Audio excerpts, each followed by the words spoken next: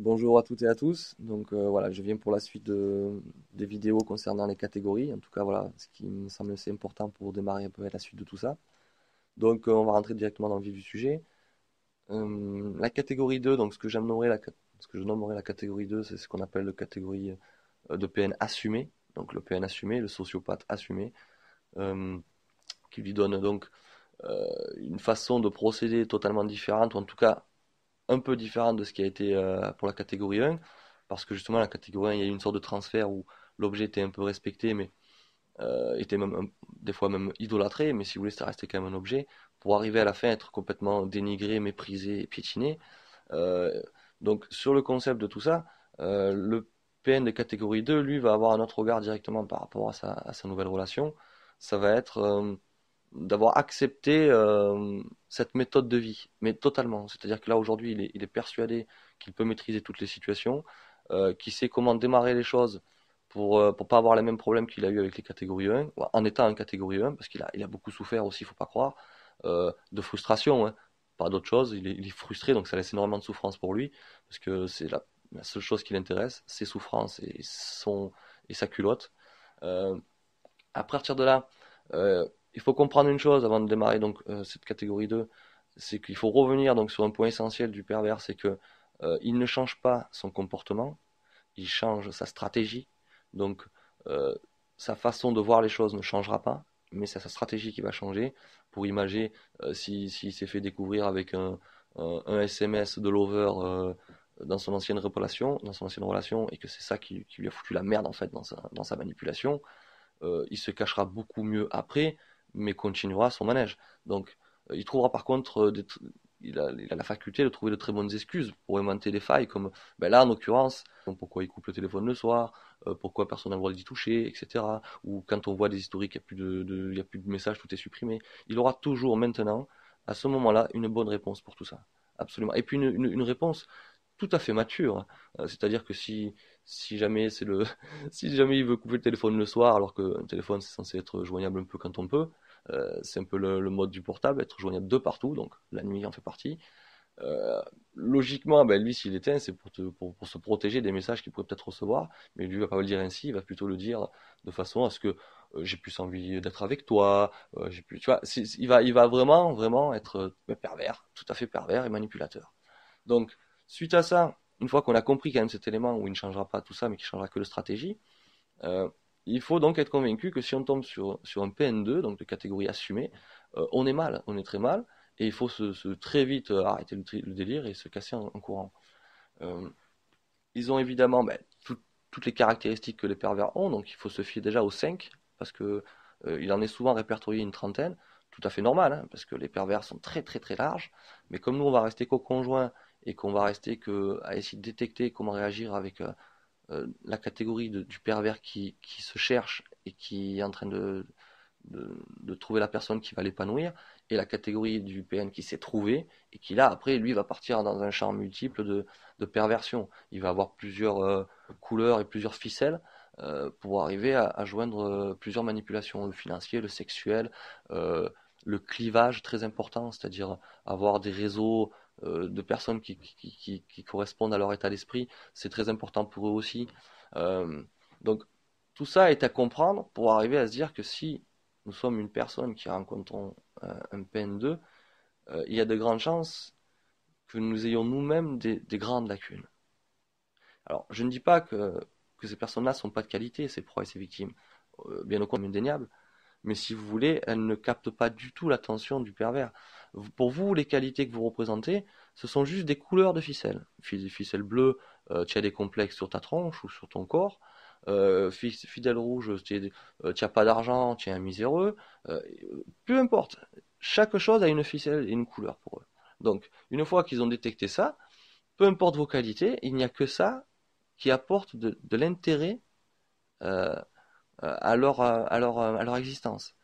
C'est-à-dire que vraiment, il n'y a que ça qui va les passionner chez vous. C'est vos carences, c'est comment vous barulez. Ils vont déjà être au début dans la découverte de qui vous êtes, pour mieux après comprendre, mais au début, ils vont être plein d'interprétations. Donc, ils vont voir un peu, essayer de découvrir. Donc, si vous êtes une dame au chat, il va aimer les chats.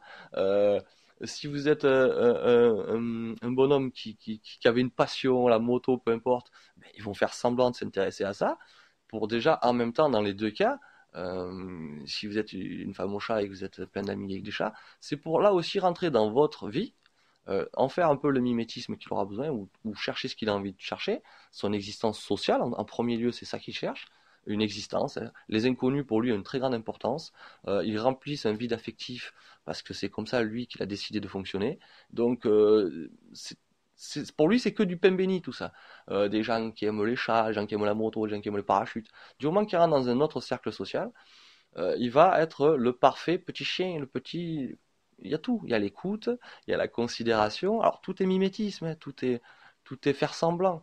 Mais le but du jeu, c'est lui de faire passer ce qu'il a besoin. Donc, s'il a besoin, dans cette relation, ben, d'avoir de la compagnie, d'avoir quelqu'un le soir dans le lit, ou pour manger le soir au lieu d'être toute seule, ou d'avoir voilà, une existence sociale, tout simplement. Lui, il ne sait pas vivre seul. Le pervers narcissique en est incapable, totalement incapable. Parce que seul, sans le regard de l'autre, il n'existe pas. Il est dans son moi-je déjà toute la journée. Alors si en plus vous l'enfermez tout seul, c'est foutu. Il devient frustré, aigri, très méchant, très rancunier, très belle-mère quelque part. Excusez-moi, excusez-moi du terme. Mais c'est voilà, c'est pour dire ou beau-père, ça dépend. Je sais pas comment les femmes voient le truc, mais voilà, très aigri. Quand je dis belle-mère, évidemment, les belles-mères ne sont pas toutes comme ça, mais c'est sur le cliché que je rebondis, bien sûr. En partant de là, c'est fini. Si cette personne-là arrive à toujours avoir une béquille, elle sera comme ça en mode fermé. Il faut bien comprendre aussi une chose sur les victimes de PN2, donc de PN assumé, c'est que si vous êtes la proie qui arrive derrière l'escalier qui vient de quitter le PN, je peux vous certifier que là, vous êtes moins qu'une merde, hein. Mais alors, c'est très difficile pour nous de l'accepter, je le conçois, mais c'est une évidence qu'il faut absolument prendre dans la tête pour se dire, je me réveille, je me tire, mais vite fait. Pas non plus pour pousser au crime, me dire, il faut les laisser seul et tout, mais bon, en même temps, c'est ce qu'ils méritent. Mais je veux dire, c'est très sincère. Je vois des dames qui ont eu ce souci, qui sont parties derrière quelqu'un où le monsieur était avec une femme depuis des années, et derrière, cette femme n'a servi qu'à gérer la frustration de ce mec. C'est-à-dire que le pervers avait tellement à dire sur cette femme, a tellement envie de se faire plaindre, etc., etc., qu'il a construit une relation entièrement sur ça. Et que l'autre en face, ben, vu les carences qu'il a, ou qu'elle a, c'est-à-dire que où elle a des complexes, où elle a été abandonnée, ça c'est un truc qu'ils savent détecter à une rapidité totale, les PN assumés. Les gens qui ont été abandonnés, qui ont été brisés dans une relation, ils le voient de suite. Ceux qui sont un peu comme ça, sans concurrence, sans rien, parce ils n'ont pas cette capacité à pouvoir s'exprimer correctement ou en tout cas aller vers les autres avec une certaine grâce, ils l'ont pas. Ils voient tout ça. Je dis pas que tout le monde est comme ça, c'est que ces personnes-là qui sont dans ces situations-là, ils les détectent à une rapidité énorme. Ils le voient tout à fait. S'ils voient que sexuellement, euh, personne ne s'intéresse à vous parce que même pas il y a cette histoire-là, mais que vous pouvez être. C'est bon, ça lui suffit. Lui, il est prêt à faire beaucoup de compromis pour remplir son existence. Donc, que ce soit financière, sociale, peu importe, il est prêt à beaucoup de compromis. Parce que c'est une béquille. Une béquille, il va se grandir, il va essayer d'avoir mieux. Ensuite, là, aujourd'hui, si elle est toute seule, la personne ou le pervers, lui, c'est pas bon, c'est pas un bon tableau. C'est une liane pour une liane, un pervers. C'est pas quelqu'un qui assume les choses, qui est dans l'amour et qui est dans l'affection et qui a vraiment aimé. Il n'est pas là-dedans. Lui, il est dans l'amour d'un objet, dans l'affection d'un objet, pas d'un individu. Donc, évidemment, euh, il va pas se reconstruire de la même manière et vous non plus. Donc, il faut faire très attention parce que souvent les proies des catégories 2 sont les proies qui ont été des catégories 1, mais qui s'en sont mal remis, qui ont voulu être euh, qui ont voulu rester dans, qui ont voulu, ben oui, parce que je suis obligé de dire qu'on a un rôle, mais qui ont voulu, si vous voulez, donner crédit à tout ce que ce PN lui avait dit. Cette culpabilité qu'il a voulu apporter, eh ben, il a réussi à y croire. Si le PN lui a fait croire que c'est à cause de lui qu'il est devenu cette personne-là, que c'est lui qui l'a poussé, et que c'est pour ça qu'aujourd'hui il lui fait tant de mal, nanani, nanana, et que le pauvre proie y croit, c'est foutu, c'est foutu. C'est des remises en cause sans fin. Trouver de la cohérence à quelqu'un qui est complètement incohérent parce qu'il vous dit qu'il aime bleu et qu'il aime vert en même pas un jour de différence ou en même pas une minute des fois. Qu'est-ce que vous voulez essayer de comprendre quelqu'un qui ne se comprend même pas? Comprenez-vous vous-même déjà. Ça videra et ça fermera toutes ces failles qui font que ces informations jaillissent de vous, que vous le vouliez ou pas. Si vous avez compris ça et que vous ne savez pas comment régler ces failles, faites-vous aider, mais très rapidement. Il y a des psys, il y a des psychologues, des psychiatres.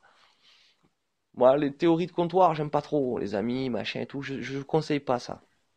Pour deux raisons. C'est que quand on cherche déjà ça chez nos proches, eh ben, on s'expose à des choses assez compliquées. C'est-à-dire que si on n'est pas compris, comment vous allez le gérer ça? Comment vous allez gérer que le fait que déjà votre PN il vous torture la tête et qu'en plus vos amis ou vos proches ne vous comprennent pas? Ou que certains ne vous comprennent pas.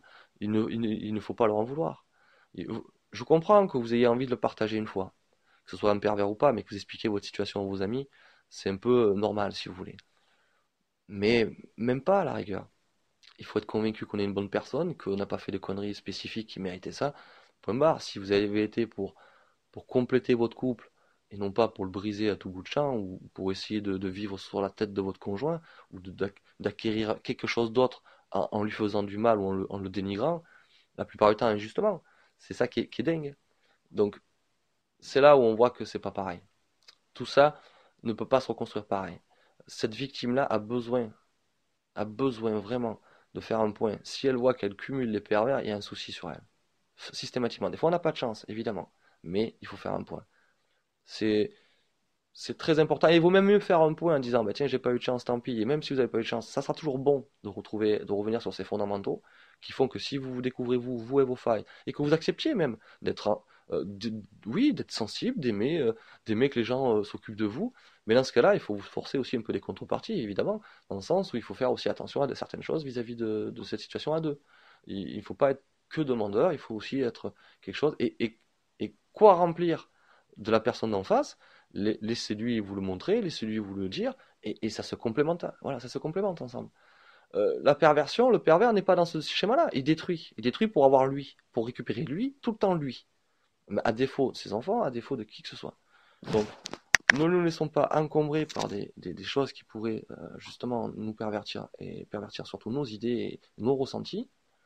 Euh, si vous êtes une proie d'une catégorie 2, parce que vos relations durent à peu près entre 1 et 5 ans maximum, je crois que ce qui est à peu près détecté, que apparemment c'est assez court, parce que à un moment vous demandez quelque chose qu'il a plein envie de vous donner, parce que vous avez détecté que ça vous ne l'avez pas, et vous lui demandez, vous vous accrochez un peu là-dessus. Donc en fait, entre guillemets, vous ne vous laissez plus pervertir, ou vous ne donnez plus de crédit à la patience pour dire que ça va venir, parce qu'il vous l'a déjà promis, il s'est déjà engagé à le faire, mais ça n'arrive pas.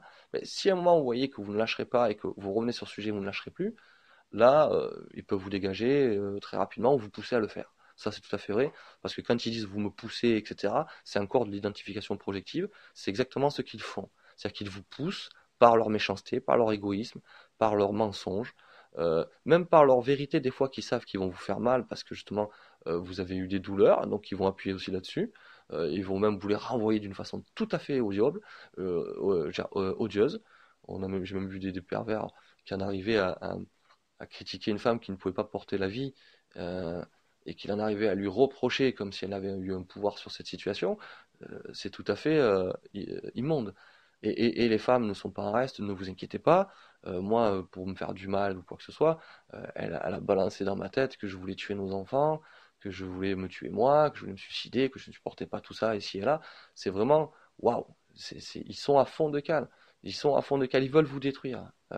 Quand ils sont vraiment dans une perversion acquise et qui maîtrisent leur truc, ou qui sont persuadés de le faire, en tout cas de la maîtriser, vous détruire est quelque chose de fondamental. Vous avez eu le malheur de couper la ficelle. Il y a des situations où ils ne veulent pas vous détruire, c'est quand vous acceptez leur culpabilisation. C'est-à-dire que si vous leur faites croire, ou si vous le subissez vraiment, qu'en même temps vous êtes voilà, vous avez accepté, vous avez accepté la séparation, mais on voit qu'il reste rien de vous, ouais, que vous êtes à quatre pattes, eh ben, il va peut-être pas, si vous voulez, en user, en reuser. Il sait qu'il vous a sous son emprise. Vous êtes toujours sous son emprise. Donc, du coup, vous n'avez pas coupé la ficelle. Parce que vous croyez toujours ce qu'il est en train de vous faire croire de vous. Ce regard. C'est toujours l'histoire de regard. Ce que lui voit à travers vous, c'est une chose, et ça peut le détruire. Parce que le jour où vous êtes plus, justement, corruptible, et que vous vous laissez plus faire, eh ben, votre regard ne bouge pas, et ça le détruit. Que vous le regardiez bien en face avec ses défauts et ses actions, surtout. Pas ses mots, mais c'est ces manipulations qui n'ont jamais rien donné. Tout ce qu'il vous accuse, vous, c'est ce qu'il ne fait pas lui. Vous pouvez presque des fois, on va dire, presque systématiquement, chaque fois qu'il vous dit tu fais passer ci, tu fais passer ça, vous lui prenez cette phrase, vous lui retournez, vous lui dites décris-moi ce que toi tu as fait, ce que tu as fait, et vous allez voir, c'est du blabla. Il va repartir directement sur encore un autre sujet, parce que ce sujet-là va l'emmerder. Mais ça n'empêchera pas qu'il vous aura agressé, culpabilisé, et lui se sera libéré de sa frustration en vous ayant dit ça. Et comme ils oublient tout du moment qu'ils ont balancé leur merde, eh bien il va passer une autre merde qu'il doit balancer. Donc là, si aujourd'hui vous parlez du cœur, il va parler du cœur. Une fois que vous l'avez remis en place, son histoire du cœur, en disant mais oh, niveau cœur, t'es une merde toi. Tu sais pas aimer, tu sais pas écouter, tu sais pas être bienveillant. À quel moment tu t'es comporté correctement? À quel moment tu as fait les choses pour l'autre? Décris-moi-les. Ils bégayent. Ils sont incapables.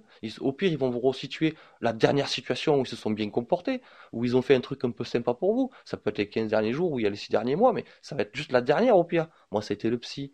Oh, mais tu m'as demandé d'aller au psy. J'y suis allé. Comme si c'est moi qui l'avais forcé à aller au psy. Non, c'est elle qui s'y était forcée déjà toute seule si elle voulait rester à la maison. Et moi, j'étais prêt à l'accompagner. Parce que je voulais pas faire celui-là qui n'avait pas de responsabilité. Peut-être que j'avais des choses à porter dans cette histoire. Je voulais les comprendre. Mais j'étais aussi, surtout, et on y était aussi et surtout, parce qu'elle avait fait des choses qui étaient à ne pas faire. Et qui faisaient qu'elle ne méritait plus sa place auprès de moi. C'était clair, même auprès de nos enfants. Dans notre vie ensemble, je veux dire. Elle les avait avec nos enfants dans sa vie et moi dans ma vie. Mais elle n'avait plus à participer dans ma vie. C'est justement parce qu'elle voulait pas que je coupe les ficelles de cette manière-là qu'elle a préféré essayer de voir comment elle pouvait réagir derrière. Donc, tout sera instrument de manipulation.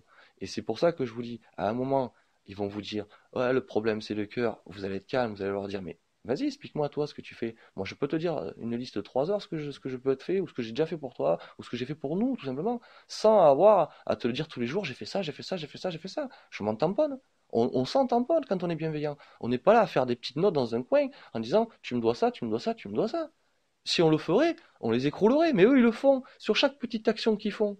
Parce que comme on a déjà eu et révélé, et eux, ils vont faire de vos failles exceptionnelles ou de vos petits problèmes exceptionnels la règle, et eux, de leur petit côté joli et sympa qu'ils ont fait peut-être une fois, eux aussi vont faire la règle. Donc de l'exception, ils en font la règle. C'est tout à fait démoniaque. C'est tout à fait démoniaque, hein. Mais c'est exactement comme ça que ça fonctionne. Donc, une fois que ça ne sera pas le cœur, que vous avez réglé le problème du cœur, vous dire ouais, mais après ça vient sur ça, c'est l'argent, après ça va être sur l'argent, ça va être encore sur les enfants, j'ai pas des. Et puis une fois que vous avez fait tout le tour de ça, ils vont vous dire oui, j'ai des problèmes, oui, c'est vrai, je sais que je te mérite pas, etc. Et ils le font, ils le disent avec une très très grande sincérité, parce qu'au moment où on est dans l'émotion, ce qu'ils ressentent, c'est exact. Quand ils sont frustrés, qu'ils vous envoient cette colère, qui dit que vous voulez pousser, que vous ci, que vous ça, c'est ce qu'ils ressentent, vraiment. Alors, ils le transforment pour le ressentir ainsi, et pour eux c'est très facile parce que ils sont avec voilà la frustration d'un enfant de 8-11 ans. Tu me fais mal, je te fais mal, je boude, tu boudes, je vais te trahir, mentir, comploter. C'est tout à fait ce que me fait un enfant de 8-11 ans pour essayer de croire qu'il va maîtriser le truc. Et comme c'est exactement le problème des pervers narcissiques, ce blocage mental qui s'effectue à ce niveau-là, qui à partir de là il n'évolue plus, c'est fini, il est dans le déni. Et le déni deviendra le mépris de l'émotion, du sentiment. Pas de l'émotion, excusez-moi. Du sentiment. L'amour, la bienveillance. Euh, ces choses qu'il est incapable de pratiquer parce que à un moment, à cause d'elle, il a eu mal. Souvent, c'est à cause de situations qu'il a vues, évidemment, auprès de ses parents ou auprès de ses proches quand il était tout petit. Mais elles ne sont pas forcément euh, tout à fait perturbantes. Je veux dire, il n'est pas exceptionnel du tout de voir des gens qui ont vécu pire que ces gens-là, que ce soit leur dispute des parents ou ci ou là, qui n'ont pas fait autre chose de leur vie. Ils n'ont pas forcément à reprocher. Non, c'est là où est le drame du pervers narcissique, c'est qu'il choisit de devenir comme ça. Il choisit par son manque de volonté, son manque de courage, son manque d'envie d'évoluer sérieusement.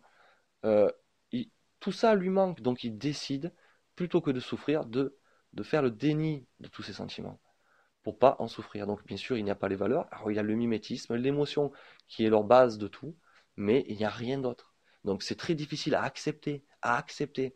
Il faut le faire. Si vous n'avez que les mots et pas l'action, ça sert à rien. Ils sont des corrupteurs et des corruptibles. Vous pouvez les acheter avec un sourire et de l'argent ou une sociabilité ou une sécurité que vous pouvez leur apporter. Vous pouvez les acheter avec ça. Euh, mais derrière, soyez persuadés qu'eux aussi, ils se persuaderont qu'ils pourront acheter d'autres gens avec ces mêmes armes. Donc, vous n'êtes qu'une, vous n'êtes que, même pas une, j'allais dire, même pas une graine de sable, euh, un objet tout à fait lambda qui va servir à faire grandir cette personne. C'est tout. Donc, moi, j'ai eu le cas de figure où j'ai cru que ça aurait pu être différent, que c'était peut-être pas ce cas-là, ou même pas. En fait, j'ai toujours su que c'était le cas. Que, quand j'ai compris la perversion narcissique, au bout de 3 ans de séparation, je suis tombé sur ce sujet. Je savais tout à fait que c'était exactement ce que j'avais vécu. C'était une biographie, cette histoire. Il n'y a pas eu un caractère fort ou un truc fort ou un paramètre fort que cette personne ne m'a pas fait vivre plus d'une fois. Donc, et quand je vois après justement comment les victimes sont importantes dans ce schéma, il faut absolument qu'on se place, qu'on se situe et qu'on fasse les choses.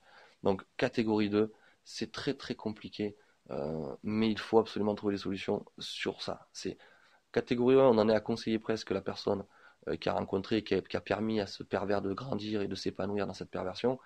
Lui, il ne doit rien changer parce qu'il était pratiquement euh, tout ce qu'il pouvait y avoir de nickel. Il ne faut pas le changer. On a tous des défauts, je ne dis pas le contraire, mais il avait un comportement sain. Déjà, il n'aurait pas tenu, il n'aurait pas éveillé ce pervers déjà. Ce pervers n'aurait pas pu grandir sans lui. Pourquoi? Parce qu'il s'est inspiré de tout ce que cette personne véhiculait. La détermination, le courage, la force, peu importe genre, les éléments de qualité, mais c'est quelqu'un qui passe au-dessus de la norme. Ça, il faut que vous en soyez convaincus. C'est tout à fait relaté. C'est pour ça que tout le monde ne vit pas avec des pervers, etc. C'est que c'est instinctif. Ces gens-là n'auraient pas pu évoluer comme ça. Toutes les relations qu'ils ont eues avant de vous rencontrer, je parle des catégories 1, étaient que des relations fantômes. Ils aimaient parce qu'ils couchaient avec les gens, mais ça n'allait pas plus loin. C'est ce qu'ils croyaient faire. Donc, c'est-à-dire qu'ils croyaient aimer parce qu'ils aimaient la culotte de la personne d'en face. Mais c'était tout à fait adolescent. Et comme ils en sont restés là toute leur vie, la suite a fait qu'ils n'auraient jamais pu grandir s'ils étaient restés avec des gens de leur même envergure. Donc, ils ont été obligés de rencontrer quelqu'un qui les surpassait à tous les domaines, dans tous les domaines, vraiment. Il n'y en a pas un ou deux qui... Non, non, tous, tous. Tous ceux qui les concernent, eux, il n'y a pas de souci. Catégorie 2, on est dans autre chose. On est dans un phénomène où le PN accepte de manipuler consciemment tout ce qui va se passer. Moi, pour revenir à ma situation très rapidement et pour essayer d'imager ce que je vais vous expliquer, euh, si le PN a l'habitude de piétiner quelqu'un parce qu'il est dans la logique du pas vu pas pris, dites-vous bien que quand il va avoir une relation avec une autre personne, surtout s'il enchaîne directement derrière le catégorie 1, cette personne-là n'aura donc aucune considération, elle sera utilisée pour tout ce qui aura à être utilisé. Moi, elle a utilisé ce bonhomme pour essayer de récupérer de l'affection de nos enfants, ou en tout cas pour essayer de resécuriser les enfants sur des points où elle avait totalement euh, fait le nécessaire pour détruire justement ses repères. Et une fois qu'elle les avait détruits, qu'elle avait poussé les enfants à une sorte de recul et un phénomène d'angoisse qui était obligé les enfants à exprimer trop de choses sur ce qu'ils vivaient là-bas, euh, elle a commencé un peu à s'affoler, donc à essayer de récupérer l'affection qu'elle a perdue. Comment elle a essayé de récupérer, entre guillemets, parce que je pense pas que ça marche aussi facilement quand on a été découvert.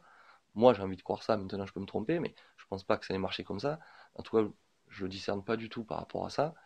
Euh, Elle a bien évidemment donc piétiné ce qu'elle pouvait piétiner. Donc dans le pas vu pas pris, quand elle a été obligée de parler aux enfants, notamment à notre plus grande, pour essayer de se revaloriser aux yeux de cet enfant, essayer de refaire croire à cet enfant qu'il était tout pour elle, qu'il était important, pour essayer en fait de dire par les mots et de faire croire par les mots toutes les actions qui avaient été menées en amont qui avaient prouvé le contraire.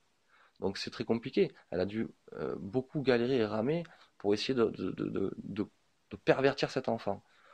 Parce que lui, il en a un regard tout à fait différent, il a souffert. Il comprend sa souffrance et cette personne lui explique que sa souffrance c'est de la merde, qu'elle n'aurait pas dû la vivre et qu'à la rigueur, maintenant elle a fait semblant de comprendre un peu cette souffrance et qu'elle ne se reproduira jamais parce que cette personne en vérité a compris et euh, pour elle, elle est tout. Elle fait croire donc à cet interlocuteur que l'enfant est tout pour le PN.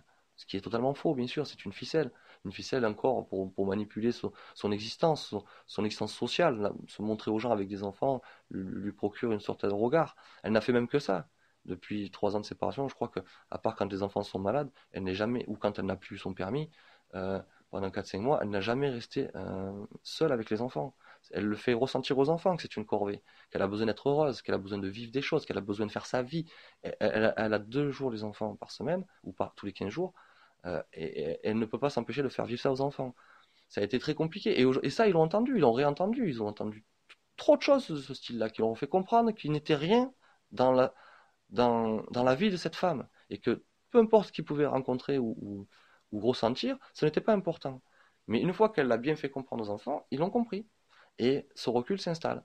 Alors évidemment, elle va se servir de n'importe quelle chose, le PN, hein, pas elle spécifiquement, mais c'est tout à fait systématique. Donc, vu que c'est mon témoignage et que c'est ma situation, j'en parle parce elle vraiment coïncide avec énormément de gens qui ont été en situation comme ça. Sauf que moi, j'ai eu l'opportunité de vraiment être au contact et on va dire au cœur, euh, comme si j'étais une petite souris entre un PN et un enfant. Donc c'est très intéressant de se retrouver dans ces lieux-là. Et c'est comme ça qu'en fait on voit leur visage. Donc pour moi c'était tout à fait intéressant. Et bien sûr pour avancer, pour me protéger. Et protéger, ben, si je peux, les enfants, en tout cas me faire aider avec ce genre de dialogue, parce qu'un psychiatre peut mieux entendre, peut mieux m'aider à gérer cette situation si moi je m'en mêle pas, que je suis juste une mouche qui a écouté, et que sur sur le côté, euh, je veux apprendre de cette situation, je veux pas diaboliser cette personne, je veux pas m'en servir pour la détruire, mais je veux juste apprendre de cette situation. C'est une arme redoutable pour comprendre les choses. Donc évidemment, quand mon enfant n'était pas au courant que l'endroit où ils se sont mis était protégé par un système d'écoute, une écoute de surveillance on a acheté avec l'alarme. Euh, donc évidemment, moi je l'ai enclenché pour entendre tout ce qu'elle allait se dire, et je l'ai enregistré, je l'ai écouté, je crois, 3 4 semaines après. Parce que je ne pouvais pas. On vivait un moment trop difficile entre tout ce qui se passait à cause de cette personne. Donc je ne pouvais pas rentrer là-dedans très rapidement. Il fallait absolument que je décompresse, que je laisse les choses se faire, parce que sinon j'aurais été trop dans le truc. Après j'aurais eu un mauvais raisonnement, un mauvais comportement, etc. Donc c'était pas bon. Donc c'est comme ça que je procède d'abord depuis 3 4 ans, depuis 3 ans que je suis comme ça avec elle en séparation et qu'il faut que j'apprenne à mesurer tout ce qu'elle fait pour pas rentrer directement dans son schéma. Donc il en découle quoi? Il en découle des choses très intéressantes. On voit que le pas vu pas pris amène le catégorie 2 à, sans l'ombre d'un prétexte, l'ombre d'un sourcillement, à détruire celui qui l'accompagne, celle ou celui qui l'accompagne, pour essayer de récupérer de l'affectif ou pour essayer de récupérer une convoitise. C'est pareil, si elle veut draguer quelqu'un ou ils veulent draguer quelqu'un, ils vont vous démonter de la même manière qu'il s'est passé avec cet enfant. Donc il a été dit donc à cet enfant en gros que cet enfant était important plus qu'autre chose, que ce conjoint n'avait, quoi, ce bonhomme n'avait aucune place dans leur vie, que d'abord, quand elle était avec ses enfants, elle ne voulait pas l'avoir dans les pattes, qu'elle voulait profiter entièrement de ses enfants, chose qui est très jolie à entendre, mais qui n'était pas du tout le cas, qui n'est pas toujours le cas. Même après, maman, elle l'a dit que là pour récupérer, pour tenter le croire, mais elle n'a jamais agi en fonction de ça. Et je peux vous certifier que elle a piétiné donc ce garçon, on va dire, cette proie pendant 10 minutes, et même pas les 5 minutes où les phrases sont fracassantes, mais vraiment fracassantes. Il n'a pas son mot à dire. S'il bouge une oreille, d'abord, ce sera vite fait. Si lui, d'abord, il veut être là quand vous êtes là, moi, ça va être vite fait. Donc, en fait, tout ce qu'elle essaie de rattraper, qu'elle a couillé total, parce qu'au niveau sexuel, elle a fait vivre des choses assez abominables aux enfants, plus ce sujet de bonhomme n'était qu'une goutte d'eau en vérité. Les enfants s'en foutent même qu'elle refasse sa vie, comme ils se foutent de moi, je pense, j'imagine. En tout cas, ils savent que ça les concerne pas spécialement, qu'ils doivent faire avec, et qu'il y aura un futur dans ce sens-là. Donc ils ne sont pas omnibulés sur ça. Mais elle voulait faire croire que le problème ne venait que de là. Alors évidemment, elle y a passé une énergie considérable à essayer de revendiquer sa cause, donc, en piétinant ce fameux absent, parce qu'elle le piétine, comme moi elle me piétinait en fait en fin de notre relation, tout simplement, elle se servait. C'est là où j'ai vu euh, ce fameux comparatif où en fait, moi elle avait mis 13, peut-être 13 ans à essayer d'arriver à ça, il a fallu mon meilleur ami et un travail pour qu'elle ait ce regard sur moi. Euh, Là, lui, il lui aurait fallu, quoi. Je veux dire, il est déjà comme ça, il est déjà le faire valoir, il est déjà celui qui va lui servir à grandir ou à quoi que ce soit une fois qu'elle en aura besoin.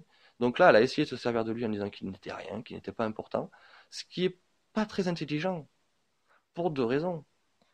2 raisons, parce que déjà, c'est pas très intéressant de faire ça. L'enfant peut arriver à le dire déjà à cet autre adulte, donc ça peut être compliqué. Et deuxième chose, c'est comment voulez-vous que l'enfant respecte cette personne, déjà qui n'est pas forcément dans un sujet où il a envie de respecter ce genre de personne de suite, que ce soit vis-à-vis de moi si je leur ramène une copine, ou vis-à-vis de elle si je leur ramène un copain, il faut quand même avoir une pédagogie, le respect n'est pas acquis, il l'est dans la force des choses, mais c'est quand même des enfants, faut pas l'oublier.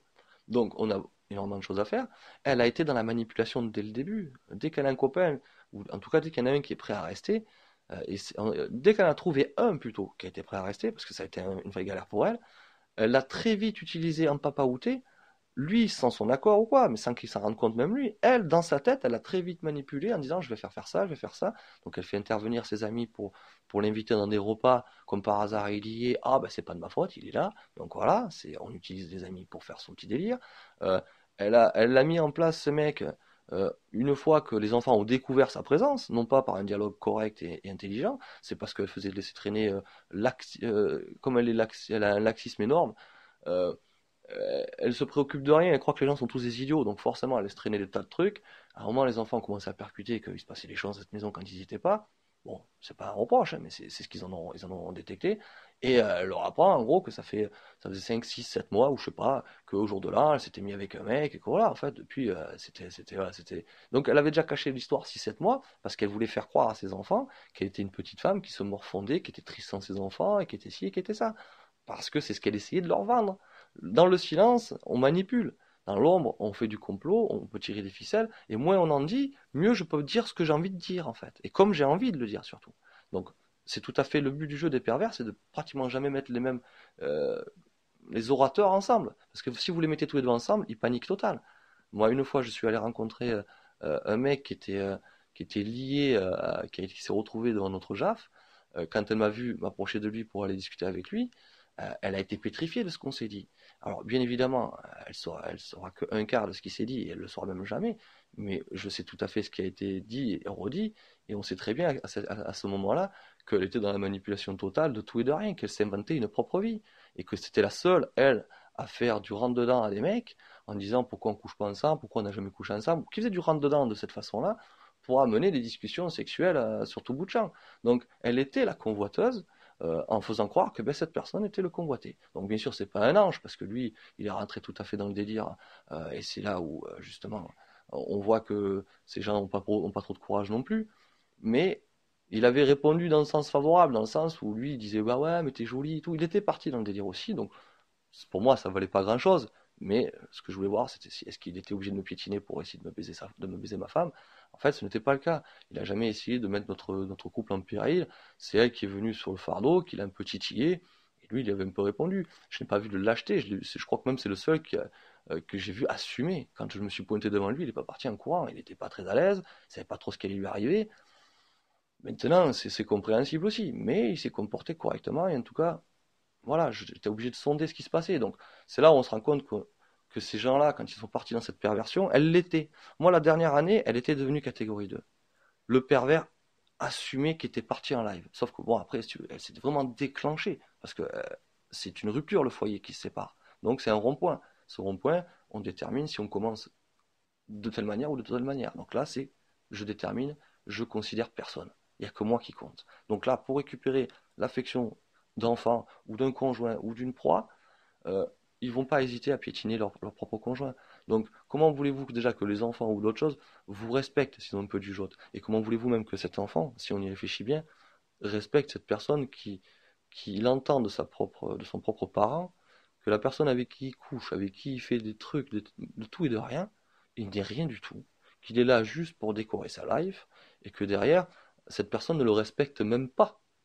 Parce que vous pouvez être sûr, et là, c'est là que c'est magnifique, que vous mettez l'enfant, et que vous mettez ce fameux absent dans la même situation, et que vous mettez la même mouche entre le pervers et cet absent, vous allez voir comment il lui dit qu'il l'aime, comment le pervers dit à l'autre qu'il est important à ses yeux, qu'elle veut démarrer sa vie avec lui, qu'il faut absolument même que cet outil lui apporte une direction. Il faut absolument que cet outil très rapidement fasse partie de sa vie, lui propose des choses. Viens, on fait un projet, viens, on tente le coup. Très, très, très positive, le pervers. Il va même pousser l'autre à lui faire totalement confiance à ce sujet-là. Vous croyez vraiment, et je vous le dis très sincèrement, les catégories 1 ou 2, vous croyez vraiment en tant que victime que vous allez être aussi respecté pour avoir quelqu'un qui vous pourrit dans un dos et qui vous dit en face ce qu'il pense ou ce qu'il a dit pour récupérer telle ou telle affection ou telle convoitise. C'est de l'utopie. C'est de l'utopie et vous ne l'aurez jamais, même si là aujourd'hui vous leur donnez une vidéo, vous leur dites ouais mais j'ai vu que tu m'avais fait mal, j'ai vu que tu m'avais manipulé. Il va vous promettre qu'il ne le fera plus, qu'il a compris, que, que, que tout ça c'est parce qu'il a des problèmes, c'est parce que voilà. ce qui va se passer. Ou sinon, le déni, j'en ai rien à foutre, on se connaît pas assez, ça fait à peine un an qu'on baise ensemble, t'as qu'à faire ta vie, j'ai qu'à faire ma vie. J'ai aucun compte à te rendre. C'est exactement ce compromis qui est là. Nous, si vous voulez, quand même on arrive à leur demander des explications, moi je parle vraiment, je pense à la catégorie 1, parce que je pense que c'est celle qui me concerne au début. Maintenant, il va falloir que je fasse attention à la catégorie 2. Mais la catégorie 1, euh, si vous voulez, quand je suis arrivé à ce constat, ils ont bien fait ce même paradoxe qui faisait qu'ils nous respectaient bien avant, puis vers la fin, c'est de la merde. On est dans le même schéma. Ils sont finis à ce moment-là. Il n'y a plus que où tu les déclenches, où ils se déclenchent, mais ils sont déjà dans cette opération. Ils ne font plus marche arrière. Donc il faut l'accepter. Voilà. J'espère que j'ai pas été trop long. Ah ouais, 35 minutes. Ah purée. Bon, mais écoutez, ça a été long. Je suis vraiment désolé. Mais il y a vraiment beaucoup à dire parce que catégorie 2, c'est les plus puissants dans le sens, c'est les plus puissants par la masse. Non pas par l'impact, parce qu'ils peuvent être moins désastreux que les autres. On fait moins d'enfants avec eux, on fait moins de projets avec eux, parce que comme je vous expliquais, les relations durent moins de temps normalement. Ou sinon, les projets sont vraiment dévastatrices pour ceux qui ont acquiescé à eux. Là, ils vont vous dépouiller. C'est vraiment, il faut faire très attention. Et, détecter la perversion assez rapidement, c'est un plus, mais détecter aussi si on a des failles ou parce que justement on a des complexes, on laisse trop les choses venir, ou on fait trop confiance gratuitement sans avoir l'action au mot. Il faut faire très attention à ça, il faut plus du tout le faire sans être aigri ou quoi que ce soit, il faut être prudent tout simplement. Et ces gens-là en jouent, donc ne vous laissez pas avoir. À très bientôt et n'hésitez pas à développer le sujet. On reviendra forcément sur ce sujet parce que la catégorie 1 et 2 déclenchent tous les comportements qu'il va falloir derrière avoir pour les affronter tout simplement ou pour s'en débarrasser. Parce qu'il y a trop de cas de figure à voir, dans le sens, il y a des gens qui sont sous emprise en étant encore en couple, il y en a qui sont sous emprise en étant plus en couple, il y en a qui ne sont plus sous emprise mais encore en couple, il y en a qui ne sont plus sous emprise, euh, plus en couple, mais avec des liens toxiques comme les enfants, les dettes de maison ou peu importe, le travail, peu importe, il y a encore des liens des fois sur ce sujet-là, mais il faut les établir, essayer de trouver divers témoignages de chaque cas et chaque situation pour en avoir plusieurs de chaque cas et situation, qu'on puisse vraiment mélanger les unes les autres sur cette même situation, pour qu'on puisse déterminer les tas de choses possibles. Donc on reviendra forcément là-dessus, et je vous souhaite vraiment bon courage et une immense force à vous pour arriver à trouver de quoi vous surpasser pour les affronter et surtout les éliminer, quoi. Les éliminer. Retrouver paix, sérénité et cohérence avec vous-même. À très bientôt.